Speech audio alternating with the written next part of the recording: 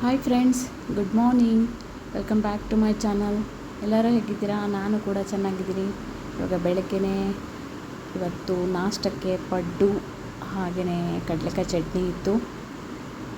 ಹಸ್ಬೆಂಡಿಗೆ ಮಧ್ಯಾಹ್ನ ಊಟ ಕೊಡಬೇಕಲ್ವ, ಅದಕ್ಕೋಸ್ಕರ ಬೇಳೆ ಸಾರು ಮಾಡ್ಕೊಂಡಿದ್ದೀನಿ, ಪಾಲಕ್ ಸೊಪ್ಪು ಹಾಕಿ. ಹಾಗೆಯೇ ಸ್ವೀಟಿ ಹೊರಗಡೆ ಇದ್ದಾಳೆ ಇವತ್ತು. ಒಂದು ಸ್ವಲ್ಪ ದಿವಸ ಮಳೆ ಇತ್ತಲ್ವ, ಸ್ವೀಟಿಗೆ ಹೊರಗಡೆ ಹೋಗಲಿಕ್ಕೆ ಆಗ್ತಾ ಇರಲಿಲ್ಲ. ಸೊ ಅದರಿಂದ ಅವಳು ಒಳಗಡೆ ಎಷ್ಟು ಕರೆದ್ರೂ ಬರ್ತಾನೆ ಇಲ್ಲ. ಇವಾಗ ಕರ್ಕೊಂಡು ಬಂದಿದ್ದೀನಿ. ನಿದ್ದೆ ಬಂದಿದೆ ಅವಳಿಗೆ. ನೋಡಿ ನನ್ನ ಮಗಳು ಎಷ್ಟು ಚೆನ್ನಾಗಿ ಮಲ್ಕೊತಾ ಇದ್ದಾಳೆ. ಅದರಲ್ಲೊಂದು ಹಾಡು ಹಾಕಿದ್ದೀನಿ, ಹಾಡು ಹೇಳ್ಕೊಂಡು ಮಲಗ್ತಾ ಇದ್ದಾಳೆ. ಯಾರೂ ದೃಷ್ಟಿ ಮಾಡಬೇಡಿ ನಮ್ಮ ಸ್ವೀಟಿನ. ಓಕೆ, ಇವಾಗ ಟೈಮ್ ಬಂತು. ಆಮೇಲೆ ನಾನು ವಿಡಿಯೋ ಕಂಟಿನ್ಯೂ ಮಾಡಿಲ್ಲ. ಇವಾಗ ವಿಡಿಯೋ ಬಂದುಬಿಟ್ಟು ಇವಾಗ ಟೈಮ್ ಬಂದು 4:15 ಆಯಿತು. ಸೊ ಸ್ವೀಟಿ ಅಕ್ಷಯ್ ಮೇಲೆ ಕುತ್ಕೊಂಡಿದ್ದಾರೆ. ನೋಡಿ ಎಷ್ಟು ಚೆನ್ನಾಗಿ ಹೋಗಿ ಕುತ್ಕೊಂಡಿದ್ದಾಳೆ. ಹಾಗೆಯೇ ಇವಾಗ ಟೈಮ್ ಬಂದು 7:15 ಆಯಿತು. ಕ್ರಿಕೆಟ್ ನೋಡಿಕೊಂಡು ಹಾಗೆಯೇ ಅಕ್ಷಯ್ಗೆ ಬೋಂಡ ಬೇಕಂತೆ, ಈರುಳ್ಳಿ ಬೋಂಡ. ಸೊ ಈರುಳ್ಳಿ ಬೋಂಡ ಮಾಡ್ತಾಯಿದ್ದೆ. ಹಾಗೆಯೇ ತಮಾಷೆ ಮಾಡಿಕೊಂಡು ಟಿ ವಿ ಎಲ್ಲ ನೋಡಿಕೊಂಡು, ಹಸ್ಬೆಂಡ್ ಇನ್ನೂ ಬಂದಿಲ್ಲ, ಅದಕ್ಕೋಸ್ಕರ ಅವರಿಗೆ ಅವ್ರು ಬಂದ ಮೇಲೆ ಮಾಡ್ಕೊಳ್ಳೋಣ ಅಂದ್ಬಿಟ್ಟು ಅವ್ರದ್ದು ಸಪ್ರೇಟಾಗಿ ಹಿಟ್ಟು ಹಾಗೆ ಇಟ್ಕೊಂಡಿದ್ದೀನಿ. ಇನ್ನೇನು ಬರ್ತಾರೆ ಅವರೂ. ಸೊ ಅಕ್ಷಯ್ಗೆ ಮತ್ತು ಕಿರಣಗೆ ಎಲ್ಲರಿಗೂ ಹಾಕ್ಕೊಡ್ತಾಯಿದ್ದೆ. ನೋಡಿ ಬೋಂಡ ಈ ಥರ ಬಂದಿದೆ. ಅಡುಗೆ ಸೋಡಾ ಇರಲಿಲ್ಲ, ಅದಕ್ಕೋಸ್ಕರ ನಾನು ಸೋಡಾ ಹಾಕಿಲ್ಲ. ಸೊ ಹೀಗೆ ಮಾಡಿದ್ರೂ ಚೆನ್ನಾಗಿರುತ್ತೆ. ಹಸ್ಬೆಂಡ್ ಬಂದರು, ಟೀ ಮತ್ತು ಅವರು ಸ್ವಲ್ಪ ಮಿಕ್ಚರ್ ಇತ್ತು, ಅಕ್ಷಯ್ ತಿಂದು ಅಲ್ಲೇ ಇಟ್ಟಿದ್ದ, ಅದನ್ನು ಹಾಗೆಯೇ ಸ್ವೀಟಿ ಅವರು ಹಾಗೇ ಬಾಯಿಗೆ ಹಾಕ್ಕೊಂಡು ಮೆಲ್ಕೊ ಆಡ್ತಾ ಇದ್ದಾರೆ. ಅಕ್ಷಯ್ ಕ್ರಿಕೆಟ್ ನೋಡ್ತಾ ಇದ್ದಾನೆ.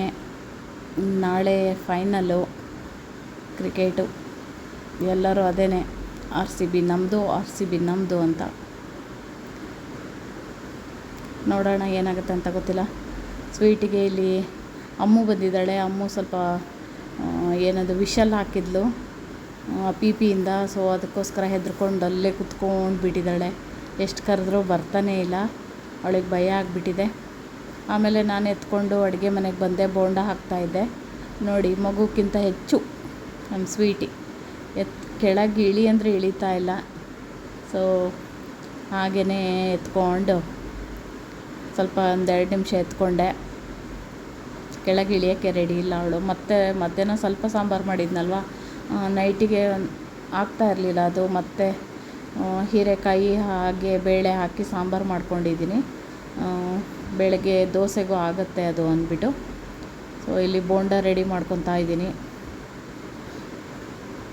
ಆಮೇಲೆ ತರಕಾರಿ ಸಾಂಬಾರು ಮಾಡಿದರೆ ನೆಂಚಕ್ಕೆ ಏನಾದರೂ ಬೇಕು ಮಕ್ಕಳಿಗೆ. ಸೊ ಮತ್ತು ಅವರಿಗೆ ಆಮ್ಲೆಟ್ ಮಾಡ್ತಾಯಿದ್ದೀನಿ.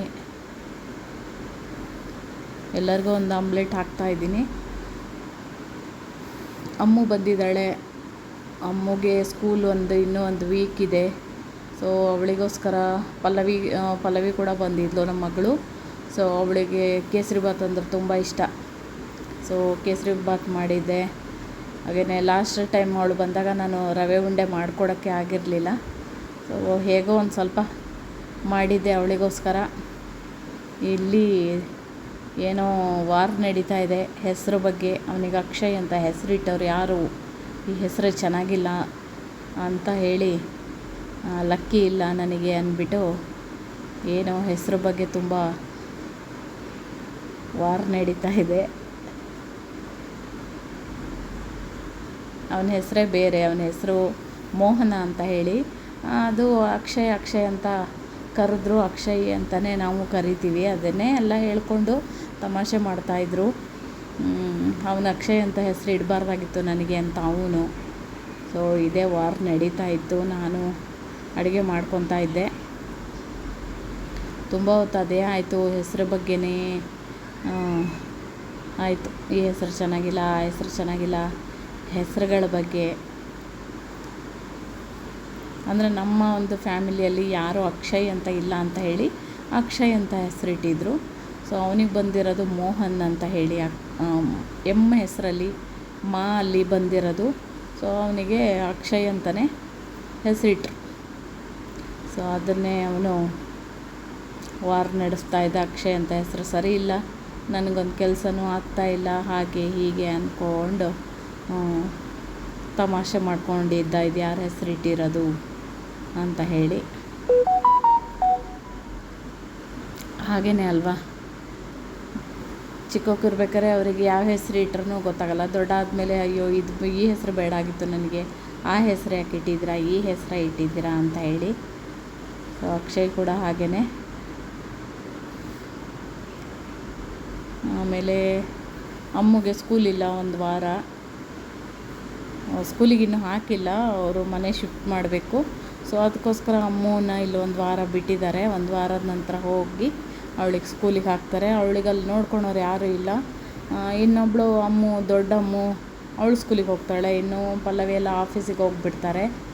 ಸೊ ಅದಕ್ಕೋಸ್ಕರ ಅಮ್ಮನ ಇಲ್ಲೇ ಒಂದು ವಾರ ಬಿಟ್ಟು ಹೋಗಿದ್ದಾರೆ. ಹಾಗೆ ಅದೇ ತುಂಬ ಹೊತ್ತಾಯಿತು, ಹೆಸರು ಅಂದ್ಬಿಟ್ಟು ಎಷ್ಟು ಹೇಳಿದ್ರು ಅವನ ಆಮೇಲೆ ಕೋಪ ಮಾಡ್ಕೊಂಡು ಬಿಡ್ತಾನೆ ಆ ಹೆಸ್ರು ಬಗ್ಗೆ ಹಾಗೆ ಹೀಗೆ ಹೇಳಾದಮೇಲೆ. ಸೊ ಅದೇ ತಮಾಷೆ ಮಾಡಿಕೊಂಡು ಅವನು ಆಮೇಲೆ ತುಂಬ ಫೈಯರ್ ಆಗಿಬಿಡ್ತಾನೆ. ಸೊ ನಾನು ಅಡುಗೆ ಎಲ್ಲ ಮಾಡಿಕೊಂಡು ಹೊರಗಡೆ ಬಂದೆ. ಸೆಕೆ, ಎಷ್ಟು ಮಳೆ ಬಂದ್ರೂ ಆ ಥರ ಸೆಕೆ. ಈ ಮಳೆ ಬರೋದು ಬೇಡ, ಈ ಸೆಕೆ ಬರೋದು ಬೇಡ ಅನಿಸುತ್ತೆ. ನಾನಾದ್ರೂ ಅಡುಗೆ ಎಲ್ಲ ಮಾಡಿಕೊಂಡು ಹೊರಗಡೆ ಬಂದೆ. ಇಲ್ಲಿ ನೋಡಿ, ಇವರು ಏನೋ ಬ್ಯುಸಿಯಲ್ಲಿದ್ದಾರೆ. ಏನಾದರೂ ಒಂದು ಕೆಲಸ ಮಾಡ್ತಾ ಇರಬೇಕು ನಮ್ಮ ಯಜಮಾನ್ರು. ಸ್ಟ್ಯಾಂಡ್ ಏನೋ ಮಾಡ್ತಾಯಿದ್ದಾರೆ, ಕೂತ್ಕೊಳಕ್ಕೆ ಸ್ಟೂಲ್ ಮಾಡ್ತಾಯಿದ್ದಾರೆ. ಅದು ಒಂದೊಂದು ಟೈಮಲ್ಲಿ ಕೆಳಗಡೆ ಕೂತ್ಕೊಂಡು ಏನಾದರೂ ಮಾಡುವಾಗ ಈ ಥರ ಒಂದು ಸ್ಟೂಲ್ ಇರಬೇಕಾಗತ್ತೆ. ಸೊ ಅದಕ್ಕೋಸ್ಕರ ಈ ಥರ ಸ್ಟೂಲ್ ತೊಗೊಂಡು ಬಂದಿದ್ದಾರೆ. ನೋಡಿ, ಅಮ್ಮ ಬಂದಿದ್ದಾಳೆ. ಅಮ್ಮ ಏನು ಮಾಡ್ತಾರೆ ಇವರು ಅಂತ ನೋಡ್ತಾ ಇದ್ದಾಳೆ. ಸ್ವೀಟಿ ಕೂಡ ಅಲ್ಲೇ ಇದ್ದಾಳೆ, ಅವ್ರ ಅಪ್ಪನ ಹತ್ರನೇ ಇದ್ದಾಳೆ. ಅಮ್ಮ ಸ್ವಲ್ಪ ಫ್ಯಾಷನ್ ಶೋ ಮಾಡ್ತಾ ಇದ್ದಾಳೆ.